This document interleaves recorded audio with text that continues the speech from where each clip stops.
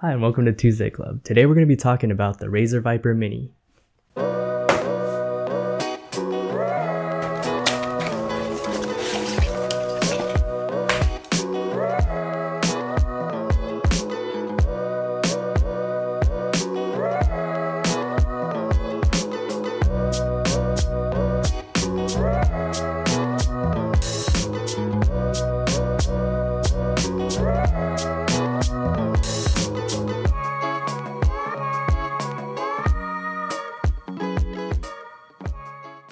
Going over quickly what you get in the box, you get the mouse.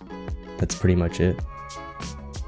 So this is the mini version of the Razer Viper, and it does feel significantly more narrow just because of that hourglass shape. So the Razer Viper mini skates are extremely good. They glide effortlessly on your mouse pad. Going into the wire on the Razer Viper mini is actually really good as well. You barely notice it when you're gaming. It almost feels like it is wireless. The only time I could imagine the wire getting in the way is if you're doing huge arm sweeps back and forth. The RGB is a little bit different on the Razer Viper Mini. In addition to the logo, it also has an underglow on the bottom side of the mouse. Another difference that the Razer Viper Mini has, it has a DPI button on mouse.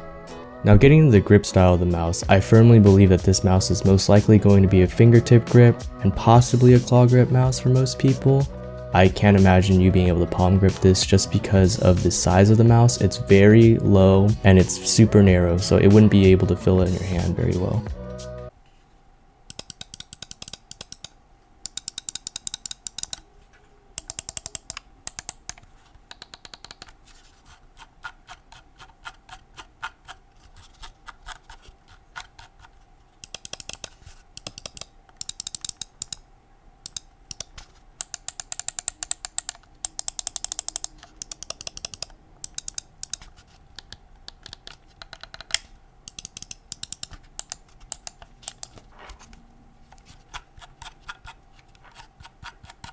So let's get into my opinion on the Razer Viper Mini. What I really like about it, I like the size. It's small and it fits my hand really well.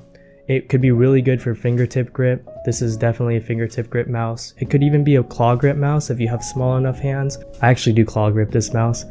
It's a super light mouse. It's around 60 grams, which I really noticed. Coming from something like a G Pro Wireless or even my old mouse, which is around 100 grams or so, you actually feel like you're effortlessly just throwing this around and it's going exactly where you want it to go. This is actually a mouse that I got the highest score on Aim Labs with, just because it's so easy to just flick to wherever you need it to go. The skates on it are extremely nice. It's basically the same as the Razer Viper Ultimate, and so they slide around really well, no drag. Obviously it's a wired mouse, not a wireless mouse. The wire on it is really good in my opinion. I play on a higher sensitivity, so I don't really notice it as much. My mouse pad's maybe this big. I think someone who plays on a lower sensitivity and uses like their whole desk as a mouse pad would probably notice it a little bit more than I do.